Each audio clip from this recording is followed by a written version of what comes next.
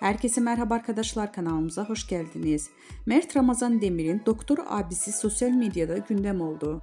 Afra Saraçoğlu ile birlikte bir dargın bir barışık ikili son olarak Mert Ramazan Demir özel hayatı ile adından çokça söz ettiriyor. 28 yaşındaki Mert Ramazan Demir'in ailesi ve sosyal medyası çok merak ediliyor.